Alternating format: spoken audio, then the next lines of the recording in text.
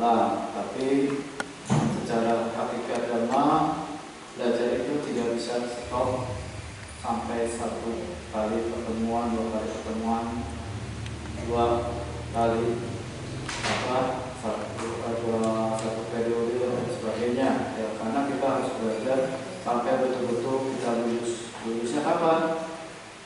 Arahat ya, sekap ubala. Kita masih sekap ubala yang harus belajar, karena dengan mengulang kita terus mengingatkan diri kita ya. Nah, pokok-pokok dasar ini dalam khusus Buddha Dhamma Dasar di hadapan Campur ini dibagi menjadi 3 bagian ya, seperti biasa. Kenapa? Bagian pertama itu tujuannya seperti yang terus dicanangkan oleh dulu kami ya, dulu juga Mahatma ada ya, itu sebagai pembuka pola pikir yang benar apa itu Buddha Sasana, agar pola pikirnya itu tepat, bukan pola pikir yang misalnya campur-campur, nanti campur sana, campur sini, ini jadi esteller, jadi mabok, nggak tahu mana yang dipegang.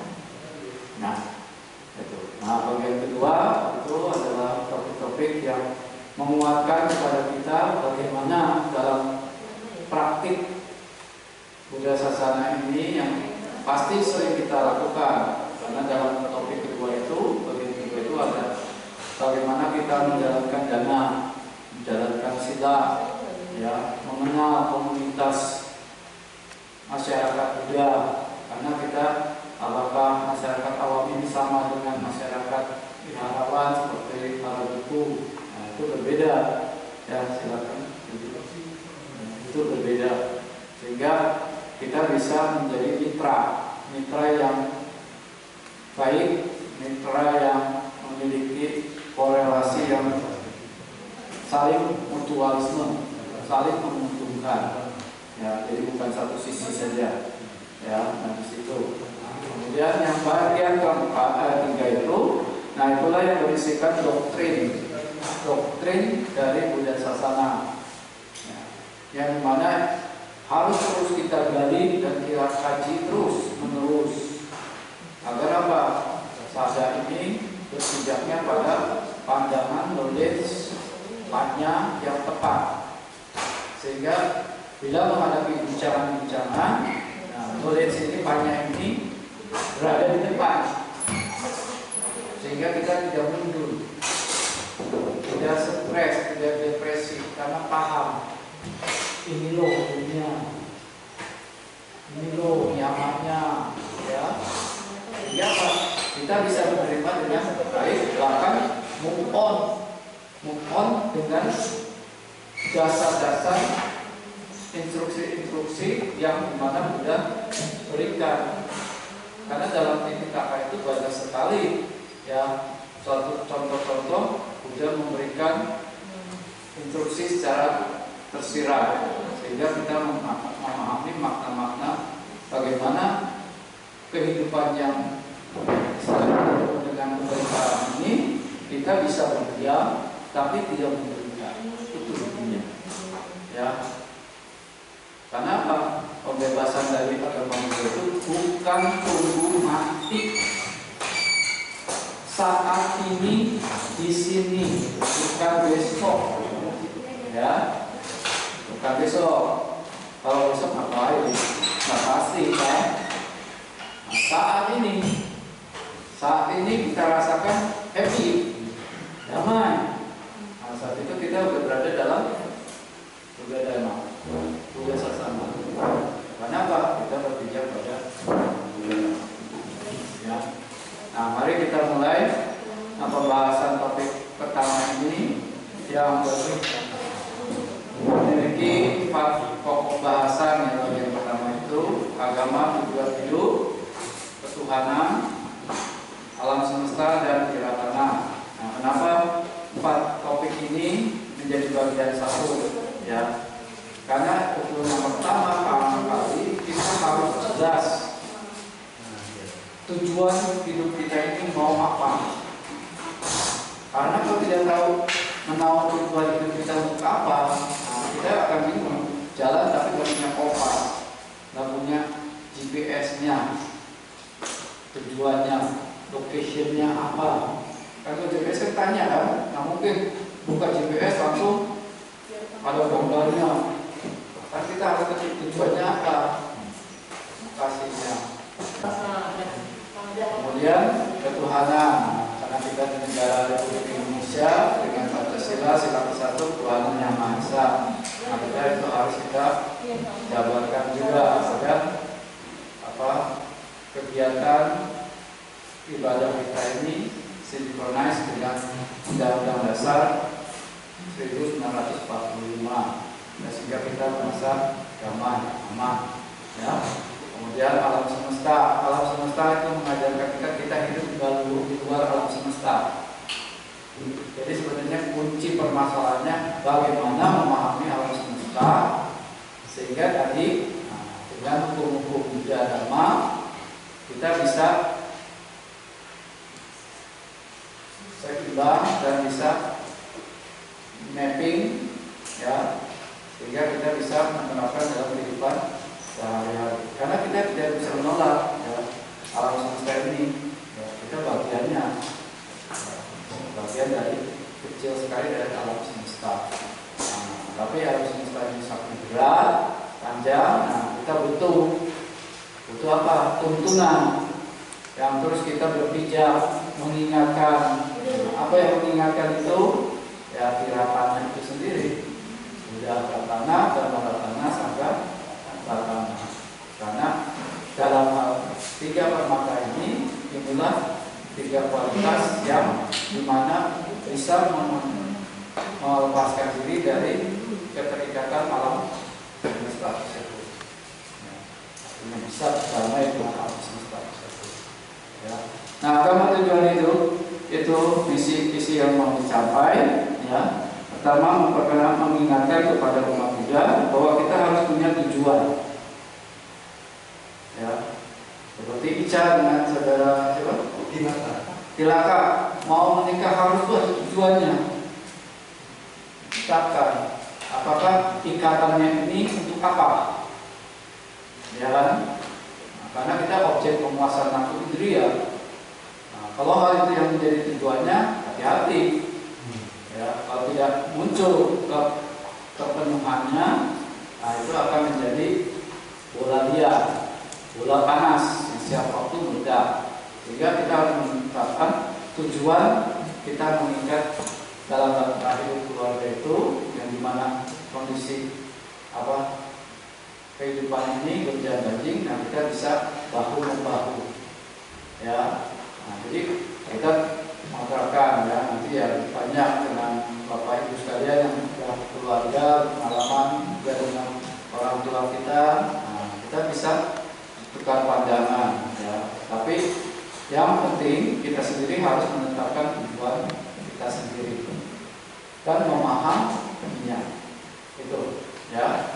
Nah, kemudian setelah tujuan, nah kita bagaimana meraih kebahagiaan itu sendiri, ya. Karena banyak sekali orang mengasumsikan kebahagiaan itu beragam.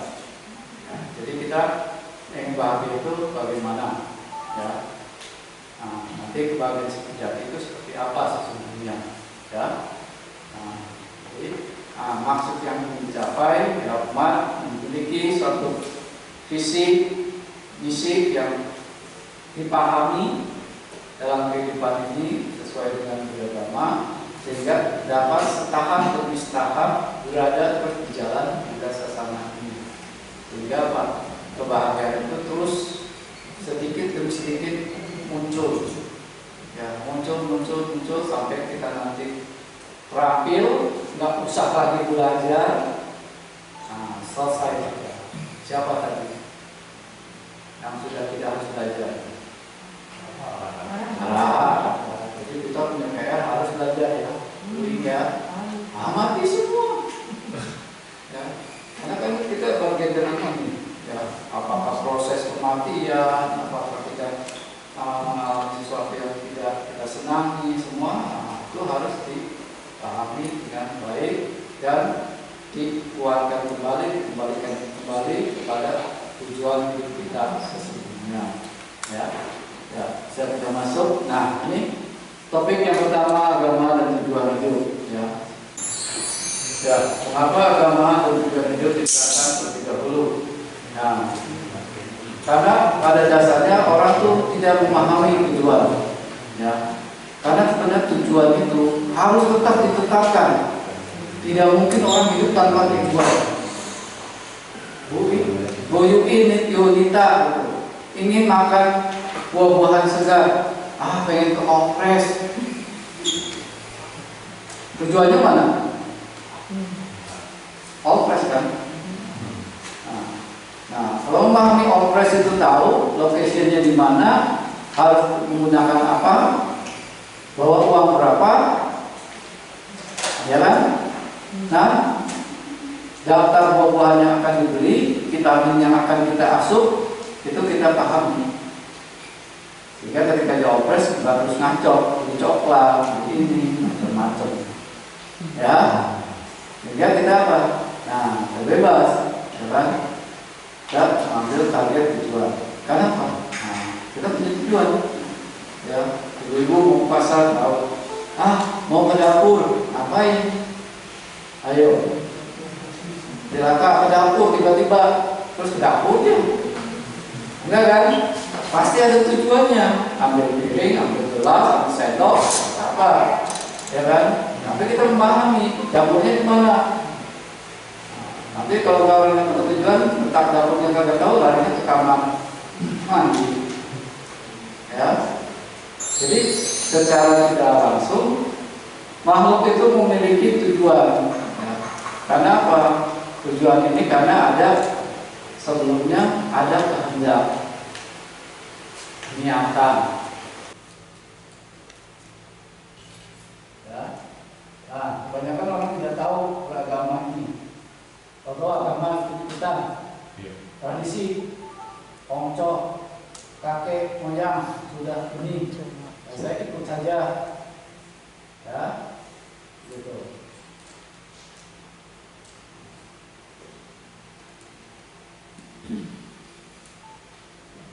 Nah, harus punya tujuan, nggak mungkin nggak ada.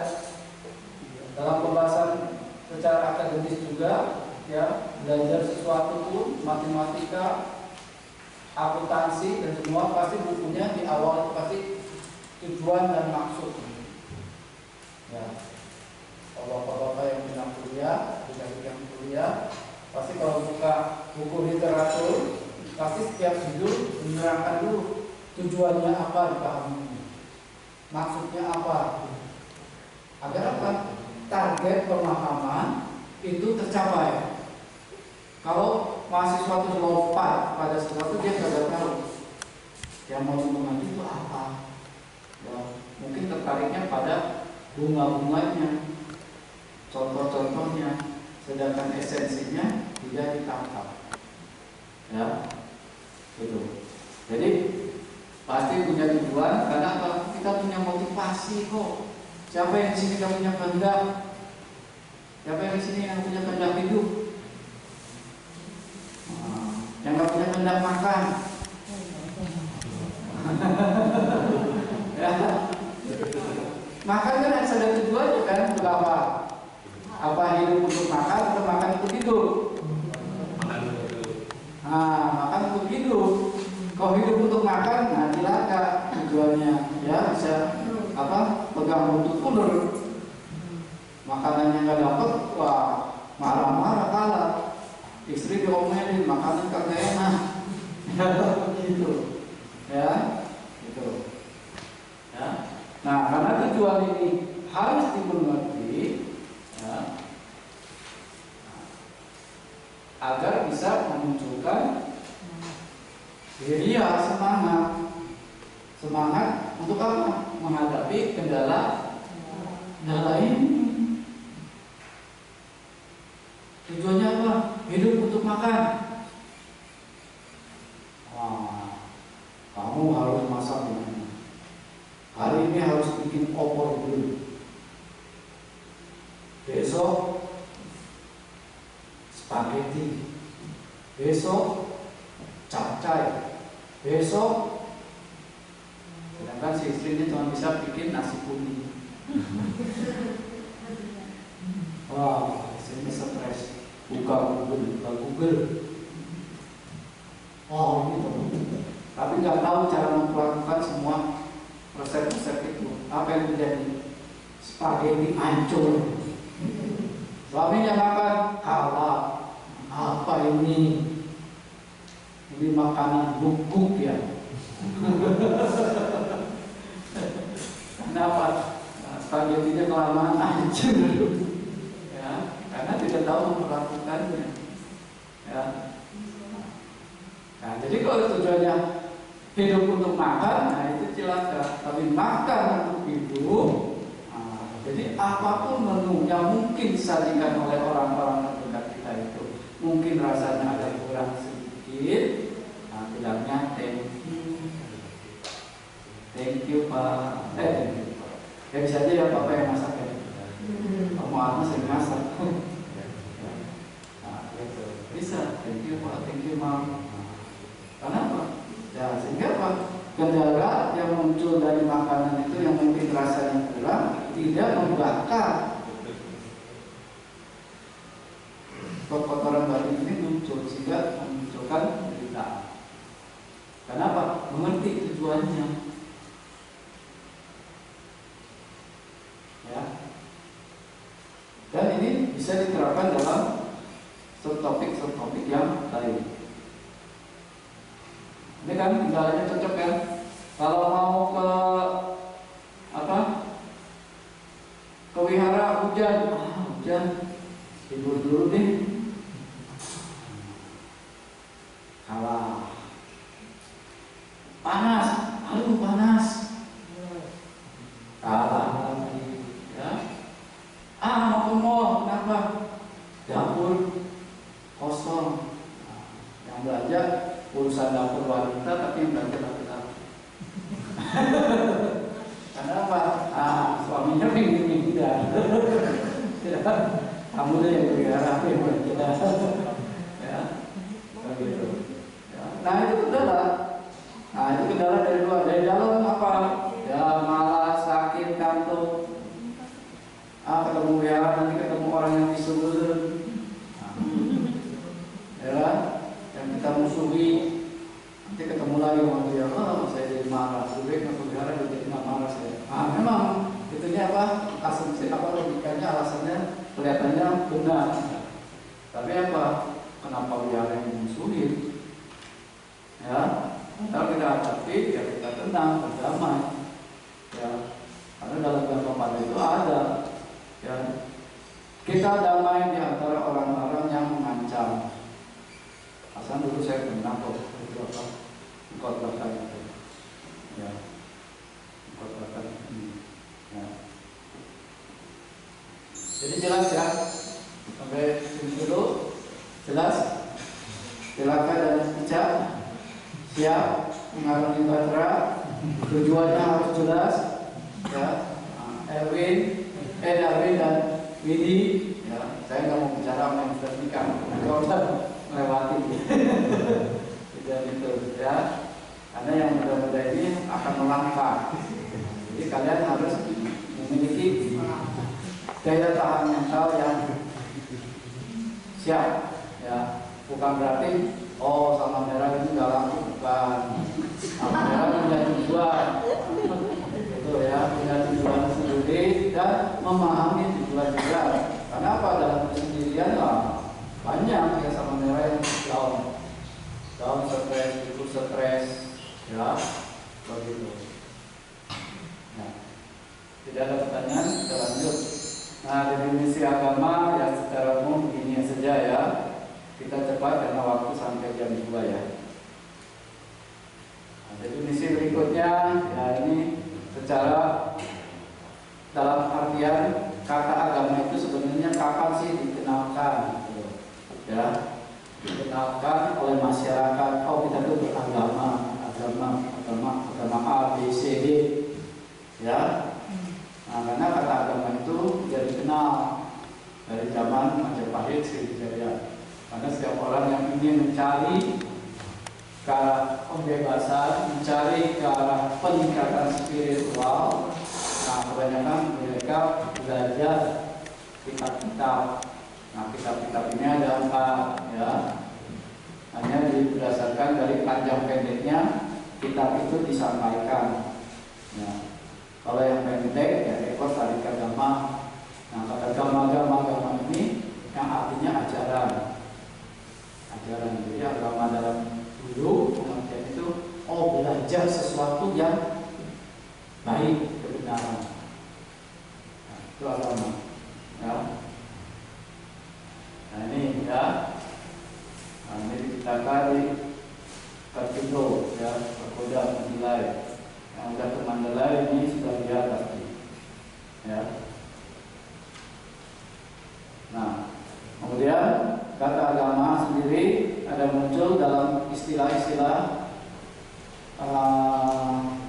ilmiah, yaitu dalam pengambilan suatu hipotesa kesimpulan ya. Nah, ini ada yang pengambilan kesimpulan secara besar ya, dari luas ke sempit ya.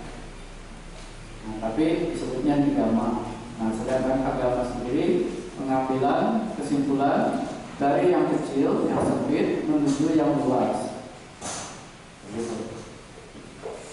Contohnya misalnya apa?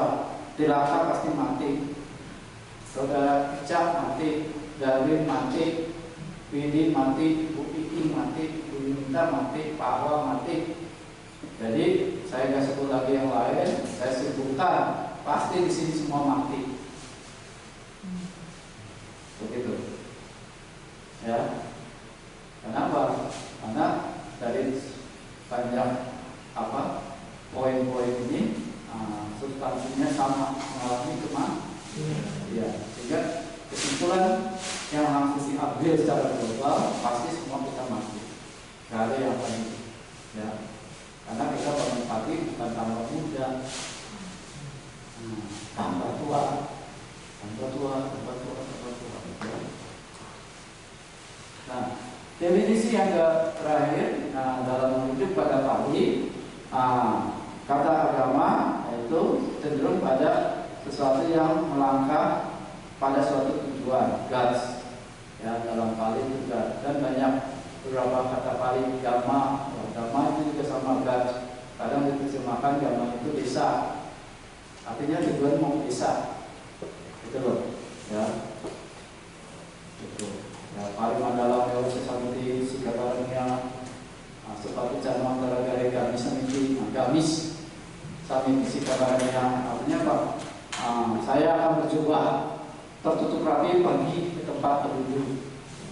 Jadi gamis ya, dan menuju. Nah, jadi kata agama itu menuju. Menuju ke mana? Ya kembali ke seperti yang sebelumnya, tujuan. Nah, tujuan yang ingin dialami oleh semua makhluk apa?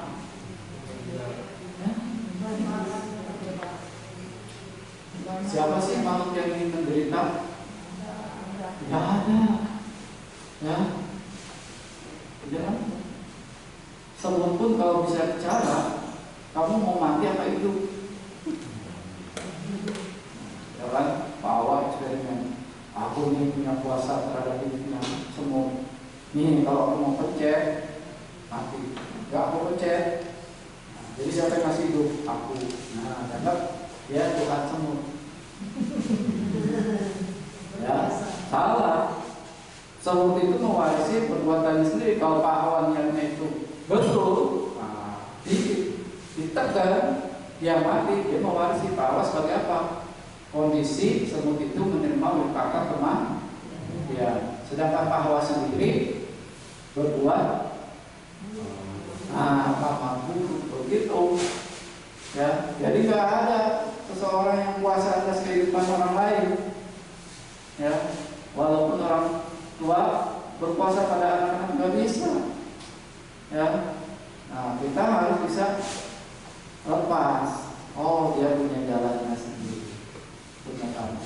Cuma sebagai orang tua kita hanya memantau. Salah. Sini, geser. Oh benar, maju, terus, gitu.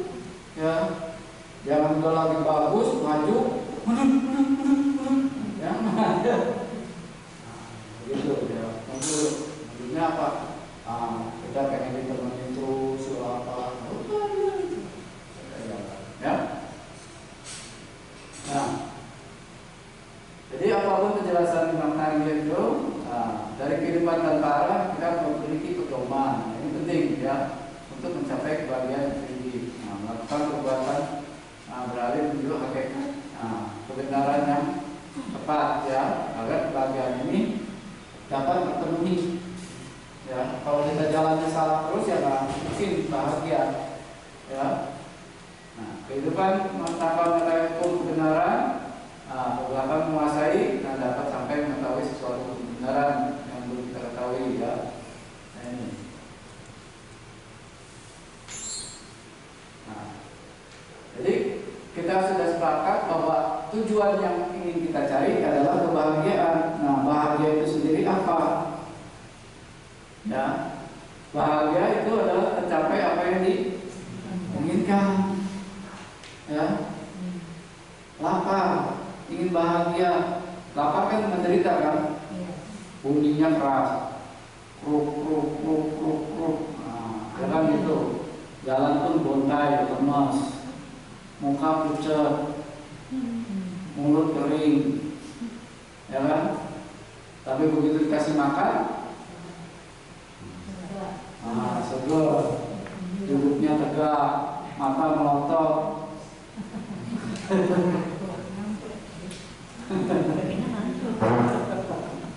Ya, tercapai apa yang diinginkan. Siapa yang menjadi definisi lain dari ini? Silakan, Bapak Ibu sekalian. Yo, saudara Dilata mungkin mengetahui definisi lain dari bahagia. Padahal kan orang ribut soal bahagia. Bahagia itu apa? Bersama dengan Bapak. Bahagia itu apa? Bersama dengan Buddha. Bahagia itu apa? Punya duit sekantong. Kan? Padahal udah punya duit 1 gudang, 1 karung, malah terus takut. Ya kan? Bahkan di dalam ada ya bahwa ya Sang Buddha memberikan satu instruksi kepada Yuka Ananda, itu dia ada sekarang emas, ada ular. Kamu lihat nanti dia ular. Petaninya bingung kan, ada ular di mana? Sampai akhirnya cari, ternyata bukan ular, uang sekemas. Atau disembunyikan, begitu disembunyikan dia ditangkap sama pengawal raja. Dianggap dia yang mencurinya. Ya kan?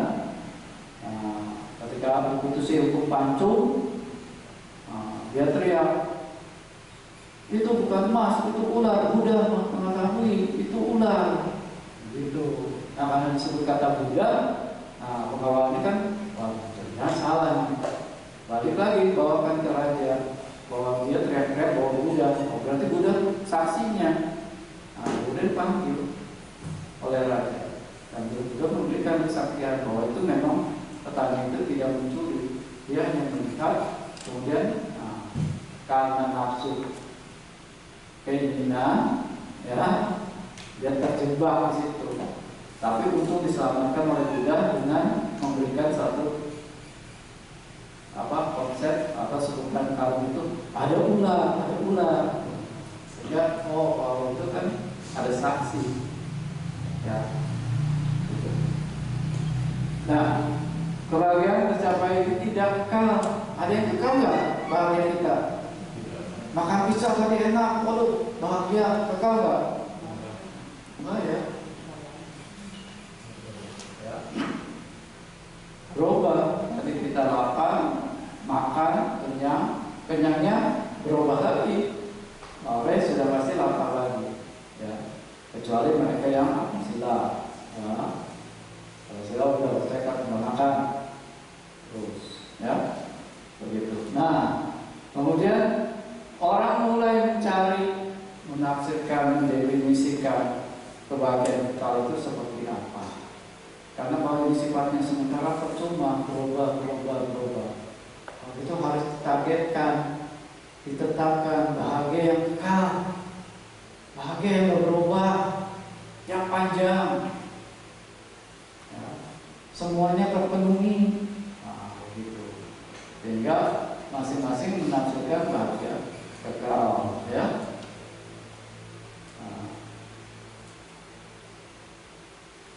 Tadi ada istilah segalanya terpenuhi waluya, waktu perlu ayah. Ya, jadi bahwa nih, ya, orang Medan dikasih istilah baru, istilah Jawa Barat Sindaisme, Oh iya. Sindais ya, silakan juga nih. Waluya, waktu perlu ayah, waktu dibutuhkan ada, pastor. Jadi itu happy terus, happy terus, ya. Nah, tapi itu tidak kekal. Nah, seperti ini contohnya ya. Nah, menafsirkan bagian kekal. Nah, orang banyak ribut. Bagian kekal itu surga, sehingga mempropagandakan, memasarkan dengan baik, dengan gigih bahwa surga itu adalah kebahagiaan yang kekal dan tertinggi. Nah, tapi ada beberapa kelompok yang memiliki spiritual yang jauh, ya, istilahnya sedikit nakal itu ngutak-ngatik, ya. Nah, ini nggak kekal, kesenangan indera saja. Tapi kalau dianya iri terus gimana? Cemburu terus gimana? Marah terus, kecewa, bahagia nggak? Karena batin ini masih belum mengalami kepuasan. Yang digambarkan oleh surga-surga oleh saudara kita itu kepuasan yang sifatnya indrawi. Mata melihat hal yang baik-baik, mendengar yang baik-baik, mencap membaui yang harum-harum dan sebagainya, gambaran yang di dalam teks mereka, dalam kitab mereka. Nah, hingga meningkat kebahagiaan kita itu adalah ketenangan pikiran. Pikiran ini tidak goncang, diam. Ya. Ada apapun, diam. Ada bom, diam. Ada kemarahan besar, diam. Tenang. Tapi tidak kekal oleh beberapa orang yang lebih maju lagi. Kenapa? Masih dilekati oleh fisik. Yang dimana fisik ini secara hukumnya tidak ada yang menjadi muda, akan menjadi lapuk, ya kan? Sehingga timbul lagi suatu penafsiran, asumsi, hipotesa, ya. Oh, bahagia yang paling damai itu hanya memiliki pikiran damai saja, toh, ya, begitu, tanpa menyebut. Sehingga ada yang mengacu pada kebahagiaan untuk berada di alam arupa Brahma. Di Hindu ada ya, pencapaian ini ada, bahkan zaman Buddha pun ada.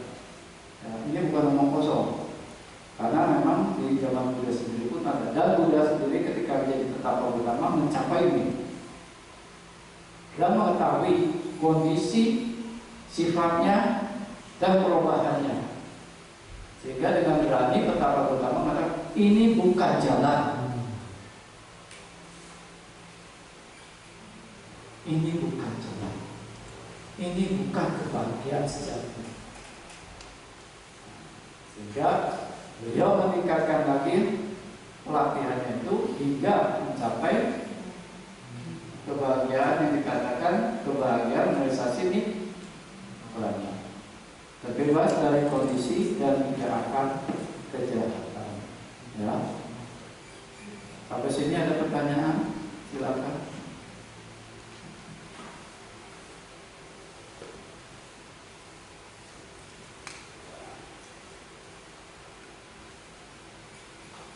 Nah, sedikit saya akan menambahkan, menyelipkan suatu pengalaman spiritual dari guru meditasi, yaitu Yang Mulia Acarya Tet Desarasi, ya, ini terkenal sebagai biku hutan dan guru meditator yang sangat pandai. Salah satu murid dari Acharya Widato, ya, langsung.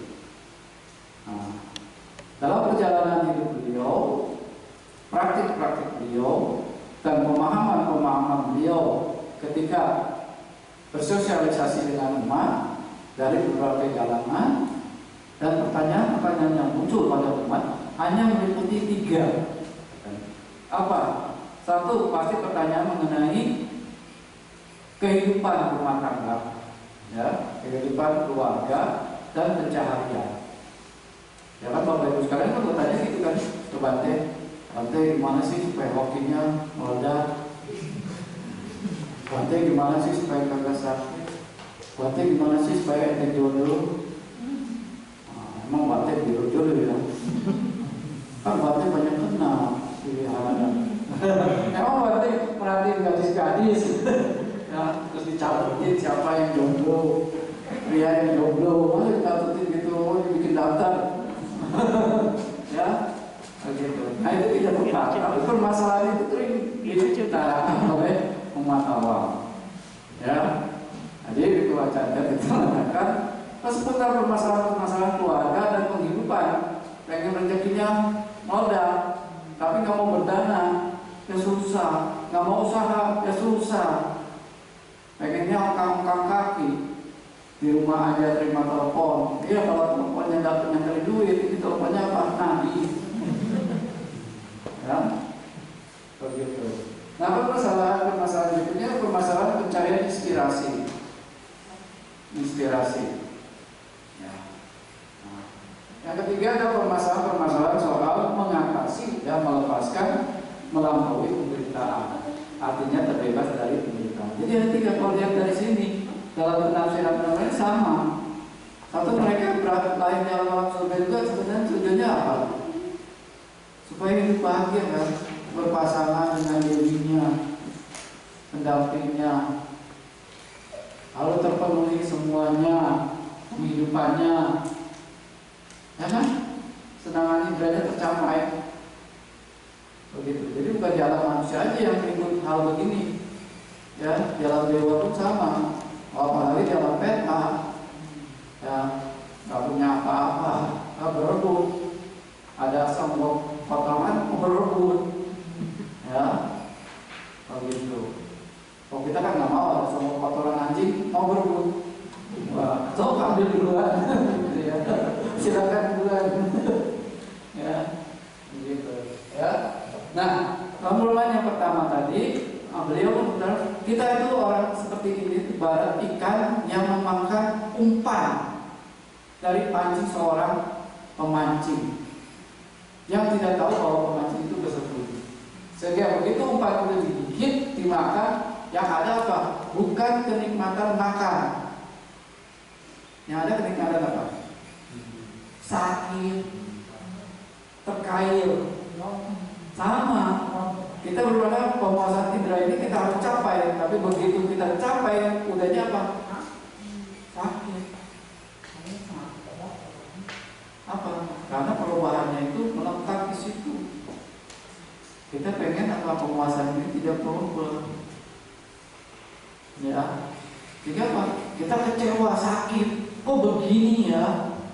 Bante, tolong dong kasih mantra. Kun tanya kun,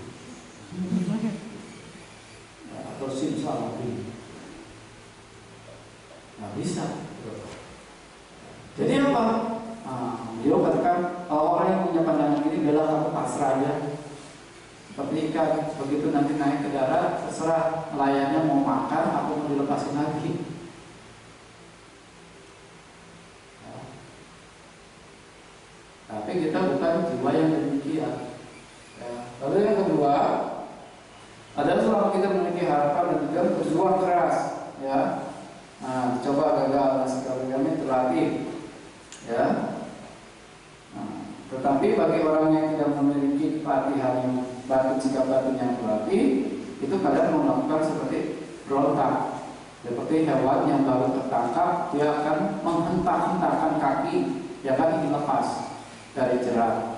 Mengais-ngais tanah supaya lepas, tapi tidak terlepas hingga akhirnya lelah diam.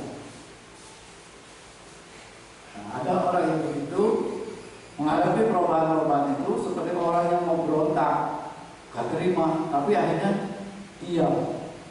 Diamnya apa? Ini stres. Tidak berdaya upaya lagi. Stres. Kamayoni kamambalu pakai rumus agama Buddha.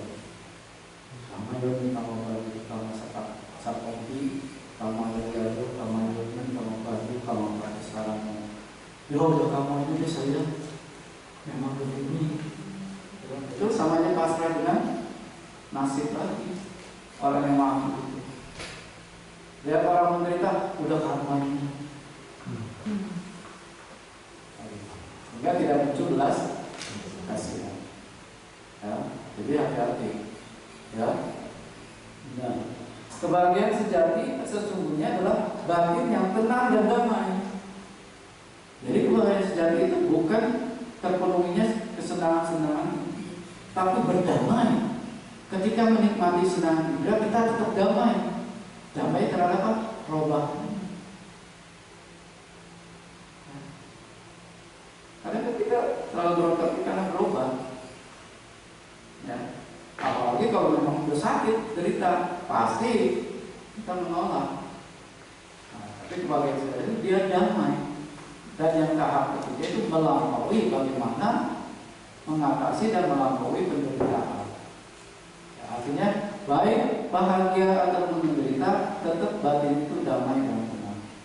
Nah, jadi yang mulia Acarya Ted Tesarasi ini mengambil satu kesimpulan kalau demikian. Nah, kalau saya kamera nanti, wow, ini seperti apa yang telah udah dalam kita ini, ya, dimana pengejaran semua orang secara spiritual ini terus belajar. Ya, nah tinggal kita sekarang berada di tahap yang mana? Nah, apakah kita mau melampaui penderitaan dan meraih kebahagiaan tertinggi atau tidak? Begitu. Ya. Karena apa? Kebahagiaan tertinggi ini tidak tertutup bagi umat Allah. Ya, dimana kalau orang berkeluarga itu bisa berdamai, tadi kan kami katakan ketika mendapati kesenangan, ketika mendapati kesusahan, berdamai dan tahu jalan, ya dia akan bahagia terus sejati. Ya, gitu. Sehingga batin ini kita meraih. Karena banyak kan yang Romo Atma, Papino ya, orang-orang awam yang mencapai tingkat kesuciannya banyak. Jadi bukan hanya harus jadi biku atau sama merah. Ya. Kita kalau selaras dengan dhamma, ya akan mencapai juga. Ya. Sambil kita meraih pengharapan sebagai orang awam. Ya, sehat, cantik, tampan, kaya raya dan sebagainya. Begitu. Tapi kita damai dengan apa yang didapat. Begitu. Ya. Sampai sini ada pertanyaan. Nah, jadi jelas ya, tidak kekal.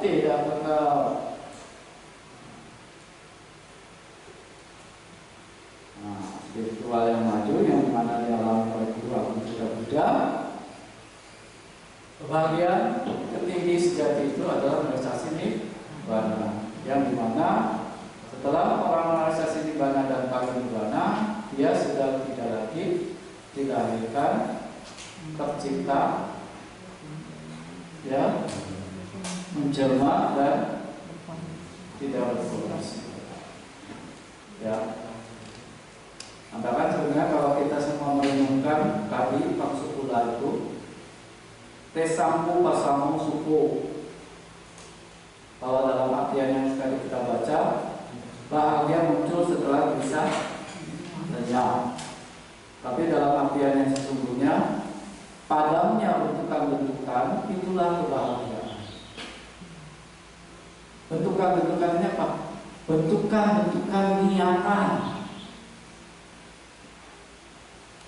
Bukan berarti kalau dia punya keinginan ya, Ibu TB ya, Ibu Yuli ya, boleh. Tapi memahami bentukan-bentukan yang tidak baik itu kalau bisa jangan muncul. Bentukan-bentukan yang baik muncul tapi dipahami, tetap mengalami perubahan. Nah, karena dikatakan di awalnya anicca wata sangkara, segala suatu bentukan-bentukan pasti berubah. Nah, kalau kita sudah siap terhadap munculnya pikiran-pikiran yang baik ini juga memiliki sifat toba, kita tidak menghargai, tidak berandai-andai, oh kebajikan saya ini bakal dapat rumah jodoh, oh kebajikan ini bakal dapat istri yang cantik, suami yang tampan, dan sebagainya. Ya. Jadi yang dikatakan tesamu pasamu suko, adanya bentukan-bentukan itulah kebahagiaan. Ketika ada orang yang misalnya jahat buruk, kita langsung mencari. Jangan ada niatan-niatan jahat dalam diri kita yang merespon ketika objek yang tidak senang itu datang.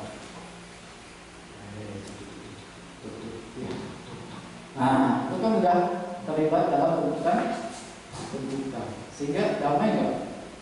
Tidak damai. Langsung kecurigaan, waspadanya bukan waspada sampajanya, waspada benci. Tukang ngambil makanan saya.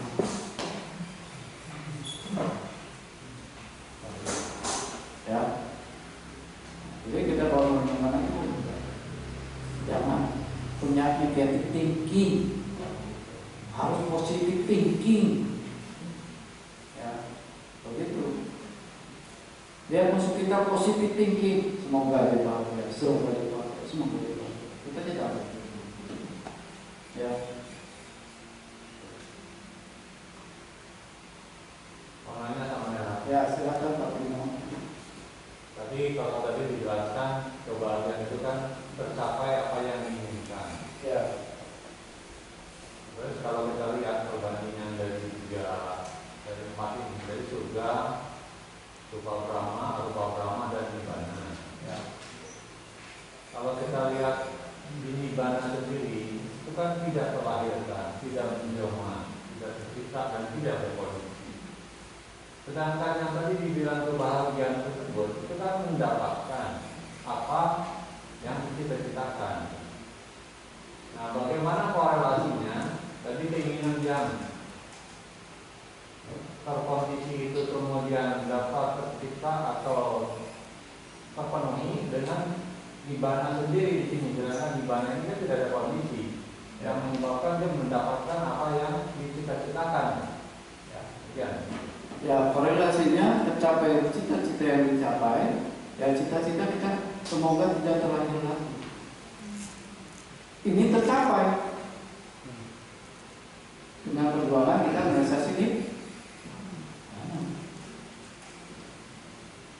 ya kan? Begitu Pak Bino. Kalau saya tidak ingin lagi terlahir lagi. Sudah, setelah selesai, anak gede, ya punya usaha mandiri, ibu Dewi sudah nyaman, sudah tenang, saya mau jadi ibu, nah, boleh itu. Karena apa? Sudah menetapkan tujuan tertinggi, ingin bahagia tertinggi, cita-cita saya harus tercapai sekarang. Rumah mobil sudah punya, sudah beres, sudah tercapai, tapi ada satu yang belum, terbebas. Itu, walaupun anak ada, tapi tidak terikat, terbebas. Saya nggak bilang itu ya, menghindar, terbebas. Maksudnya tidak melengkapi lagi. Nah, sehingga mencapai apa? Tujuan tertinggi Nibbana. Itu cita-citanya Pak Bino. Berarti pengertian di sini umat Buddha itu harus punya pengertian yang benar bahwa kebahagiaan yang bersifat terkondisi tadi mendapatkan apa yang diinginkan itu kan dicengkam oleh anicca.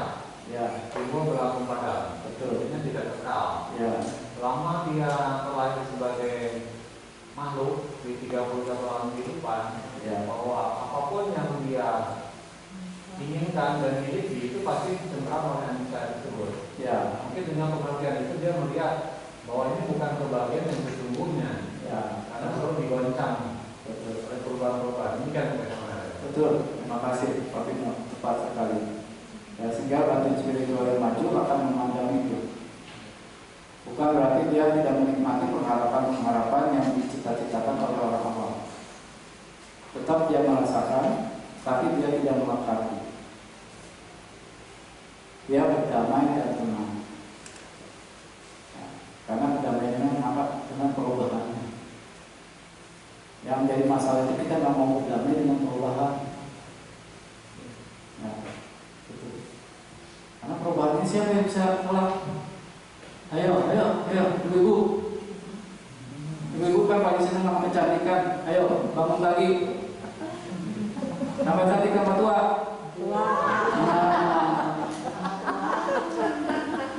Ya. Betul nggak? Ini. Ya. Nah, itu perubahan. Hanya dengan bagaimana kita bisa happiness, bahkan membantu orang-orang yang mungkin sudah berjuang sama kita bisa bantu. Itu dengan kita bisa damai, tenang, sehingga kita berpikir jernih, sehingga tahu bagaimana bertindak dan membantu sesuatu yang tadi seperti patibasa itu. Karena kalau terlibat terus dengan tadi sama Nara katakan kesedihan, ya tadi seperti seorang ibu, anaknya mau kuliah ditarik-tarik terus. Aduh, nanti kamu makan apa, Widi? Kamu nanti nyucinya gimana? Kosnya gimana? Wah, bingung. Ya, udah mami kesini deh. Mami yang ketinggalan. Begitu, akhirnya tadinya cita-citanya ingin terlepas, katanya kalau anak udah kerja, udah bebas bebannya, ternyata nambah. Nanti anak udah menikah, katanya bebas bebannya, ada cucu nambah. Ya begitu ya. Nanti anaknya pasti, karena ada satu hukum yang terus diamati, nanti Pak Ahmad nanti lebih sayang sama cucunya. Beda nanti. Ya, dia nggak peduli lagi sama Ica, sama siapa tuh? Livia. Sopo betul ini cucu. Nah, itu benar gitu. Ya. Nah, oke. Lanjut. Nah, ini ya alam-alam tempat itu ya. Nah, tapi ini masih berkondisi. Benar tadi seperti yang Pak Timo katakan, walaupun alam kejiwaannya ada, tapi di sini juga ada suatu proses kekalan. Tapi karena batin mereka sini sudah maju, dia beradaptasi dengan ketidakkekalan itu dan terus berlatih dan mencapai kearahatan di tempat ini. Ya, bukan berarti di alam ini kekal loh. Inilah yang kadang umat Buddha yang salah. Yang dikatakan ini alam para Buddha. Ya, keliru.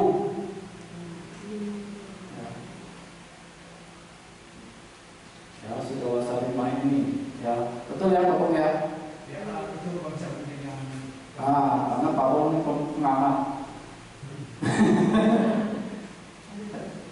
Ya, pengamat dari dulu. Ya. Nah, itu umurnya tuh, siapa yang mau ini? Tapi jadi orang dungu. Mau nggak lahir di sini, tapi masih dungu. Kelena dalam kelengahan, bahwa itu ada perubahan. Ya. Jadi bukan saya mengatakan bahwa bapak itu sini pintar-pintar tahu perubahan kok. Ya. Kita tahu perubahan sehingga kita bisa move on terus. Lebih baik. Begitu. Ya. Nah, mengapa Nibbana? Ini menarik. Karena dia penderitaan itu sebabnya kondisi dan tiga ini nih yang bikin yang kerok. Sebenarnya kita udah kena kail, ikan di kail, tapi karena kebodohan seraka kita malah narik. Yang ada apa? Semakin sobek, semakin menderita. Jadi apa solusinya?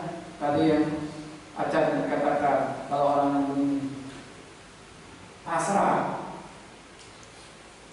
memang belum mati jalan. Ya, tapi kita bukan orang yang berpola pikir begitu. Jangan, kita nggak boleh pasrah. Kita jangan malah mungkin contoh itu ada kail, ada umpan. Ini umpan tapi belakangnya ada kaitan. Wah, ada. Lepas dulu, saya cari umpan yang bebas. Ya, umpan yang bebas, tidak ada embel-embel. Yang jelas kita nggak menderita. Ya, Jadi ada kebahagiaan yang tidak bermata air. Kalau bermata air sakit. Kita nyari bahagia tapi bermata air. Kita ingin bahagia punya rumah gedung apa? Jual narkoba. Ya, memang dapat uang gampang, tapi penderitaannya luar biasa. Ya. Nah, jadi inilah kenapa kita mengacu pada nibbana. Ya, nah, nibbana terbebas dari kedua hal tersebut di atas. Tidak lagi berkondisi, tidak ada lagi proses yang dikatakan puas sakit mati. Tidak ada lagi proses yang dikatakan terikat lagi oleh perubahan itu sendiri. Itu seseorang yang sudah parimada sudah pada, tidak dilahirkan, tidak menjelma, tidak tercipta dan tidak berkondisi lagi. Karena apa? Telah memotong semua syarat-syaratnya. Ya. Kalau syarat-syaratnya tidak ada, muncul nggak? Ya. Jadi itu loh, memang tidak ada bahan-bahannya. Mau dikatakan muncul atau tidak muncul, nggak mungkin. Ya. Jadi dia mengatasi dua konsep itu, muncul dan tidak muncul.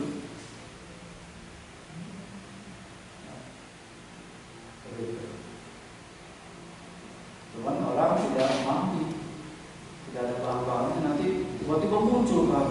Oh, itu bukan, salah. Ya, salah. Ya. Atau nanti di air dicuci, diamplas, diambil dosa-dosa apa, tapi serahin dulu semua hartanya. Bukan begitu. Masa sama seperti kayak dosa umum. Nah, itu ada konspirasi bahwa orang itu ingin memperkaya diri.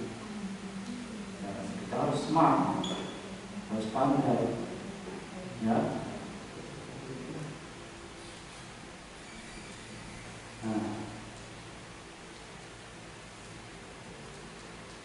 Nah, jadi sebuah dharma, kebenaran semesta ini meliputi dua, yang berkondisi dan tidak berkondisi. Hanya itu. Ya, seperti kita memahami ada gelap dan terang, nggak ada yang abu-abu. Ya, tahu di dalam, tahu di luar. Udah. Cilaka tahu saya lagi di dalam kelas, karena ada apa konsepnya? Ada di luar kelas. Itu panjang pendek. Kenapa disebut panjang? Karena tahu yang pendek. Ya. Nah, walaupun kita belum mencapai yang tidak berkondisi itu, tapi secara real dan spirit pengalaman kita beradanya di mana? Beradanya pada yang berkondisi. Kita perpaduan. Perpaduan apa? Ada darah, ada tulang, ada daging, ada ingus. Ya. Kadang kita terus salah pandang. Rasa menyerap merenung. Oh iya ya. Kenapa ya? Ketika ditaklis jadi Samanera dikasihnya rumusan meditasi Kesa, Loma, Naka, Danta, Taco, Danta, Naka, Loma, rambut kepala, bulu dada, kuku, gigi, kulit. Nah, kalau kita merenung, lelaki tampan jelek, wanita cantik jelek, bungkus paling luar apa? Apa bungkus yang paling luar? Ini bukan anak kecil ya. Ya, artinya pemahaman. Artinya kita nanti itu juga nggak kaget kalau misalnya pasangan kita mengalami perubahan. Tetap kita sepenuhnya menjadi kasih yang betul-betul tulus, bukan kasih pema nafsu, kasih yang betul-betul nanti berkembangnya jadi meta, cinta kasih. Kenapa?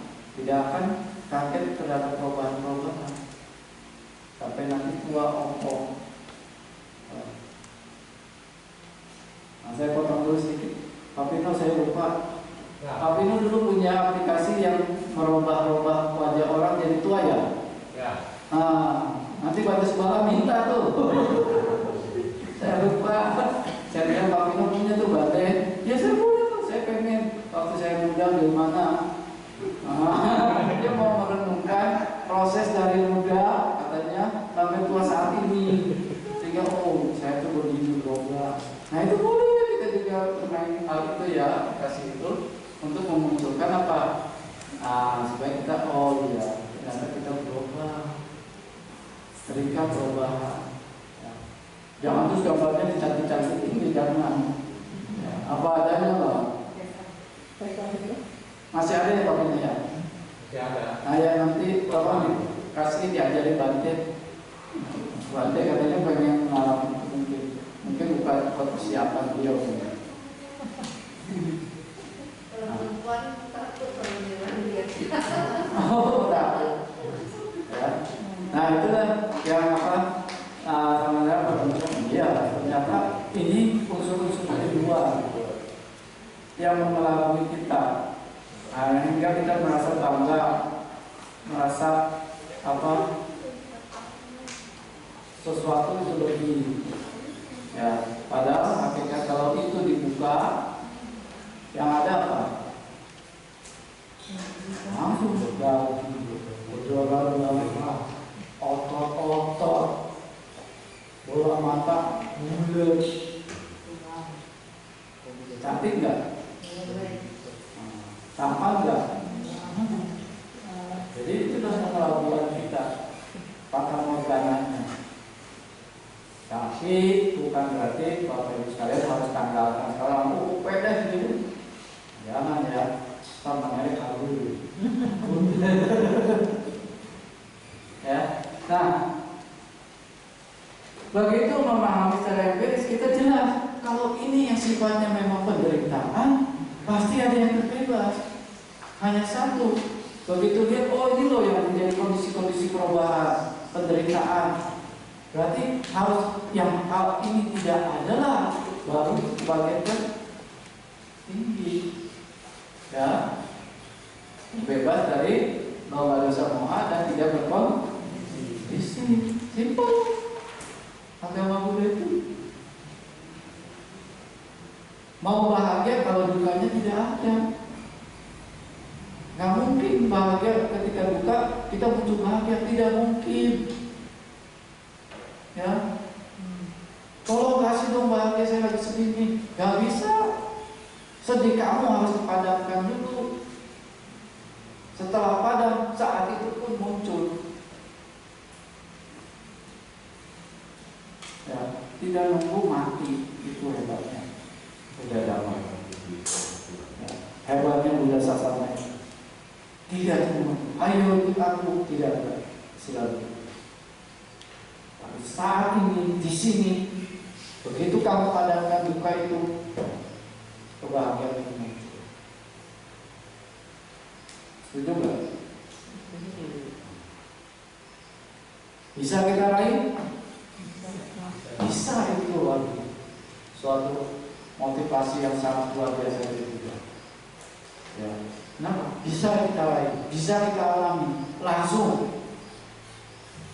Ya. Sandiko dekat dengan kita keluarga.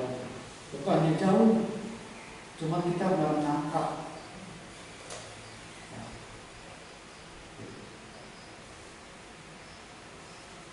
Ada pertanyaan? Kalau tidak ada, lanjut. Nah ini definisi dari loba dosa moha ya, pemahamannya ya.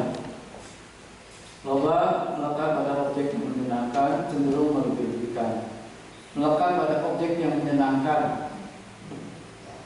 Jadi objek itu sebenarnya netral. Ya. Tapi kalau Pak Ahwat tiba-tiba melihat kotoran anjing itu senang, itu loba juga. Oh, yes. Kenapa ya? Kalau cium bau kayak anjing itu sedap. Nah, misalnya apa ya? Begitu.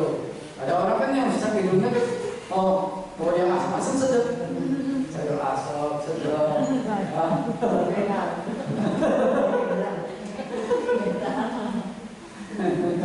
Ya, gitu. Karena kan dosa yang tidak menyenangkan, berarti kita benci sama kotoran, sama darah kita. Ya, intinya netral. Tapi ketika kita merespon terus kita menyukai itu, melengkapi ya di saat itu loba. Ya, ada orang yang dendam sama orang dan dia merasa dendam ini nyaman, dipelihara terus, dipupuk terus, bahkan menghasut orang-orang lain supaya ikut dendam agar punya konvoy, ya, komplotan, ya. Saat itu dia kan selalu berkata, kamu nggak tahu sih sakitnya dia, nyakiti saya, gini. Itu kan melekat pada kebenciannya. Kalau melekat pada kebenciannya, berarti dia merasa nyaman kalau benci ini dianggap benar, ya kan? Nah itu kan obat. Begitu yang dimaksud. Ya, jadi orang bilang, bisa nggak lomba terhadap? Bisa. Dia merasa nyaman, kebencian ini nggak boleh hilang. Orang itu harus seumur hidup saya benci. Mati. Kata mati itu diucap nggak tahu berapa kali. Bahkan tidur pun di spell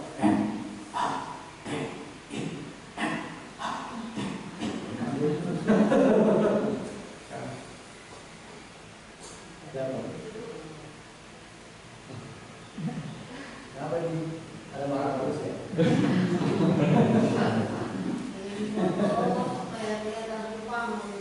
Oh, ya. Ya, jadi lomba itu melekat pada objek yang menyenangkan hatinya. Jadi bisa objek itu memang buruk, bisa objek itu baik, tapi cenderungnya objeknya itu baik. Ya, karena orang pasti nyarinya ingin melihat yang indah-indah. Ya, tidak mungkin melihat yang buruk-buruk. Ya, nah dosa menolak objek yang tidak menyenangkan. Ada orang kan ya, kita bilang durian enak, tapi ada orang yang nggak suka durian. Siapa itu? Oh, ya, biar disodorin itu durian Petro, durian apa lagi? Sangki. Dia dibayar 200 juta gitu. Maksud saya aja begitu. Kalau nggak ada bilang gitu, kamu itu kayak ini. Ya, nah mohon kalau tadi tidak tahu yang benar dan yang tidak tahu yang benar dan tidak benar, cenderungnya dia ikut ikutan. Ya, meniru-niru, menjiplak sebagai kebenaran sendiri. Ya, nah kita tidak boleh menjiplak. Walaupun kita belajar bahwa belajar dari Sama Merah, belajar dari Pak Pino, belajar dari Pak Komo Akmal dan semuanya, tidak boleh menjiplak cara berpikir. Harus dengan sistem sendiri, serap sendiri semua.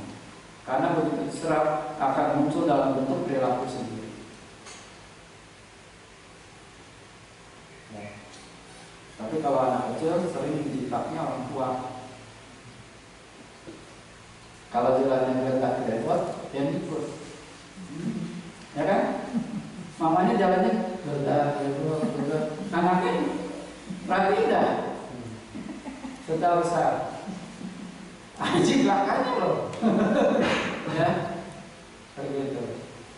Cuman nggak sepenuhnya ada sesuatu hal perilaku yang sama, karena dia memperhatikan anak kecil itu merekam.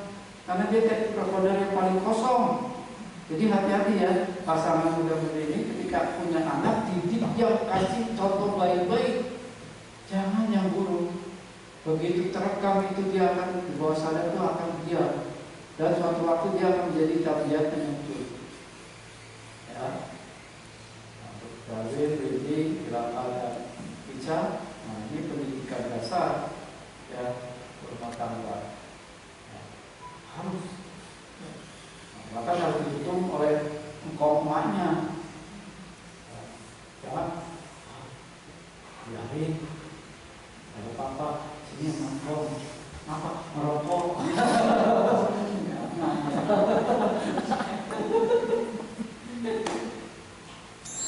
Ya. Nah, ada yang kekuatan batin ini bertingkat-tingkat. Ya. Tidak semuanya, berarti semuanya ada, tapi itu ada takarannya. Upaya kasar itu cenderung kita terlihat kekuatan batinnya, marah, benci, ya, membunuh, berucap kata-kata yang tidak benar, kasar, ya. Nah, itu perilaku yang terlihat. Ya, kemudian perilaku yang sedang. Nah, ketika duduk dia muka tersenyum, ya, tapi batinnya demam, marah, tuh. Tapi mulutnya senyum. Mau apa? Tapi dalamnya kantong udah kantong resek.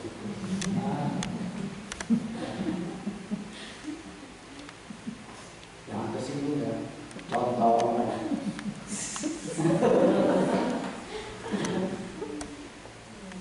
Ya. Halus sendiri juga tidak tahu dan belum muncul. Ini ego keakuan, yaitu yang dimana kita ingin terus mengembara, ingin menjadi. Kenapa ada ego? Ego ingin eksis. Kalau belum jadi pimpinan dulu, langsung ada kan orang begitu. Tapi saya yakin di sini ini bukan tipikal itu.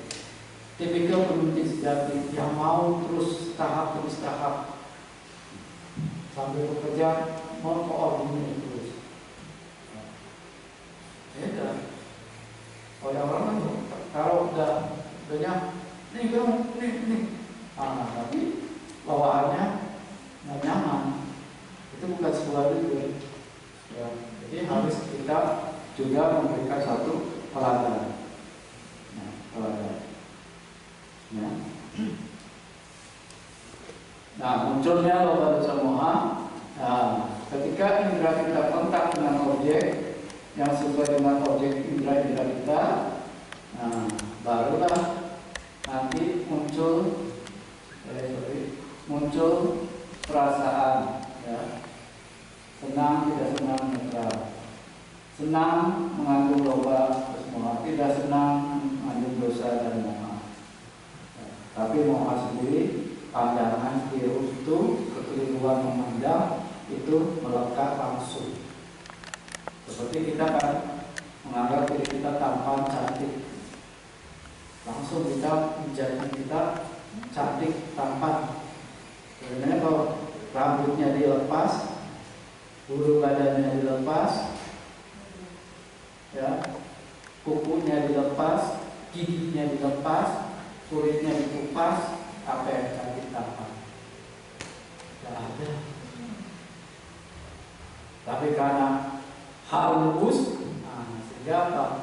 Ini loh, aku cantik, aku tampan. Raja dilihatin, oh belum diusap rajanya, oh cantik usap. Bahkan sampai bilangnya bertanya, oh cermin, siapakah yang paling cantik di dunia ini?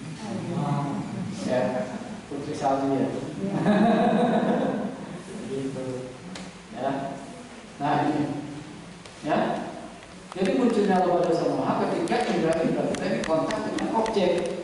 Dan yang harus diwaspadai ketika muncul perasaan. Bukan musuh perasaan, amati. Oh, ini perasaan loba. Ya. Jangan dilengkapi. Ada pizza, wah suka nih, ya, pizza suka, pizza nih, aku suka itu. Tapi tidak melengkapi, potong, udah selesai. Tidak terus nanti berebut dengan berapa? Sini yang kamu mah cukup separuh ya. Sayang aku enggak. Ngancem itu mah. gitu. Ya. Nah, bagaimana cara mengikis lomba bersama? Ini PR kita. Karena apa? Penderitaan yang muncul dari yang berkondisi yang disebabkan oleh kita lahir, kan kita nggak bisa lagi menentang proses tua, proses tiba-tiba sakit, ya kan? Terus mati, nggak bisa. Karena apa? Kita sudah lahir, sudah timbul. Nah, kalau udah timbul, cara hukumnya, prosesnya timbul, langsung. Asalnya timbul lagi kalau memang bahan bakarnya masih ada, dorongannya masih ada, ya, niatannya untuk itu masih ada. Apakah lahir di alam surga, apapun lahir di alam bawah yang didorong oleh lomba dosa moha, ya. Jadi makanya dalam pembahasan Dhamma Sangkaca itu lahir di alam Dhamma, ya, Kubuki itu masih mengandung moha. Karena apa? Pengen eksis, pengen ada, ingin menjelma, walaupun didukung oleh faktor-faktor yang baik, jangan. Tapi masih ada suatu kelekatan, saya ingin eksis, ingin tersebut loh, aku. Ya. Nah, jalan untuk terkikis terbebasnya itu hanya satu-satunya jalan oleh Buddha. Karena Buddha melihat ini loh yang menjadi kondisi, tapi dia sebagai yang berkondisi, tapi kondisi ini bukan mengikat, tapi melepaskan dari yang berkondisi itu. Beda kan? Kalau kita berjalan kan masih ada efek kan, lahir di surga, tampan, cantik, ya kan? Tapi tidak melepaskan pada perubahan. Tapi dengan mempraktikkan sila sama depannya, walaupun itu sebagai kondisi, dengan menghindari membunuh, menghindari mencuri, dengan mengembangkan cinta kasih, dengan bermata pencahayaan benar, itu kan kondisinya kan, yang juga terikat perubahan. Tapi itu membuat kita terlepas, bukan terikat. Paham? Nah, itulah yang dikatakan jalan sesungguhnya. Ya, nah dengan apa? Mempraktekkan, mengembangkan pengertian yang benar, pikiran benar, ucapan benar, perbuatan benar, penghidupan atau pencaharian benar, daya upaya benar, perhatian benar, konsentrasi benar. Ya. Atau disingkatnya sila samadhi panna. 3 latihan fisika sila samadhi panna. Nah, bagaimana mengikuti sobat dasa moha? Demikian, ya. Jadi perasaan ini ketika mata kontak dengan objek timbul perasaan disadari. Disadarinya dengan apa? Dengan pemahaman ini anicca, ini juga ini. Silakan, mana salah satu yang paling disukai mengamatinya? Pasti tidak menguasai umat. Nah, boleh. Nah, ini kan tidak kekal. Boleh. Nah, ini kan tidak bisa dikuasai.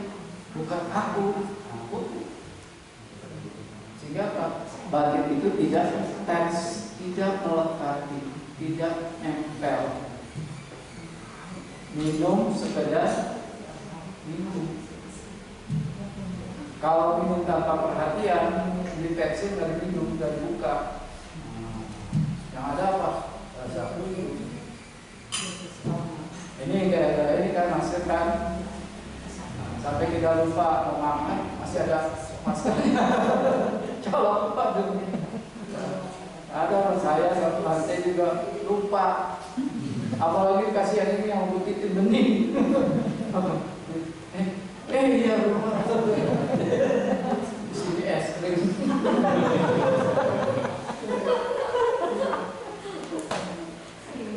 Tapi jadi happy kita ya.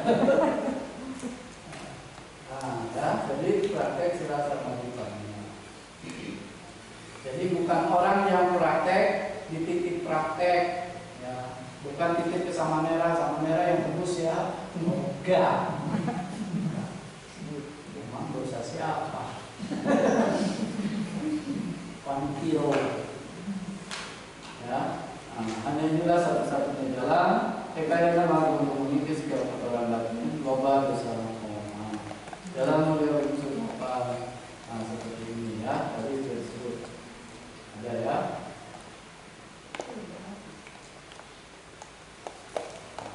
Ya, itu kelompok sila, ini kelompok samadhi juga. Nah, ini kelompok panya. Ya. Terima kasih. Ada pertanyaan sebelum itu? Ada pertanyaan sama Ya, silakan Pak Tino. Tadi dibilang ajaran Buddha kan jalan mulia menuju sampai sila samadhi panya. Ya. Kalau kita lihat di agama lain, sila diajarkan juga. Samadhi pun sekarang banyak agama itu mengajarkan samadhi. Apakah mereka tidak bisa mencapai nirvana?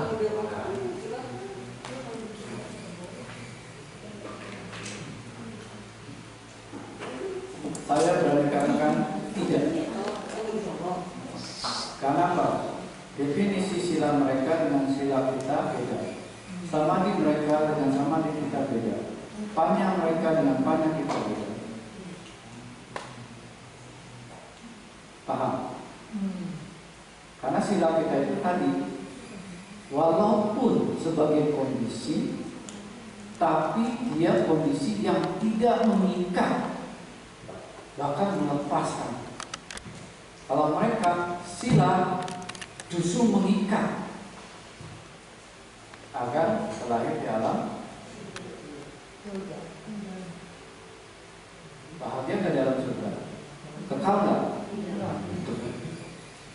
Jadi benar di dalam apa satu surga saya lupa ya, kalau ingat nggak masih kalau bukan itu ada surganya. Apakah di dalam ajaran Buddha Sasana ini, di ajaran orang lain ini ada orang suci? Sang Buddha berani katakan tidak. Kan berarti ada sila sama dipannya. Ya, tapi tidak. Hanya dalam ajaran para Arya inilah orang suci akan muncul. Karena apa? Masalahnya orang yang terus dari dulu. Karena sila sama dipannya ketika kita mempraktekkan itu cenderung melepaskan keterikatan, bukan mengikat. Jadi kalau seseorang praktek dana masih mengikat, itu bukan dana sesungguhnya. Ya, itu dana umum. Anda kan sering kita bedakan, ada dana parami, ada punya. Ya, sila parami, ada sila yang bukan parami. Misalnya kita protokol kesehatan ini sila loh. Ya, mengatur perilaku kita sila agar kita aman. Begitu Pak Pino. Ya.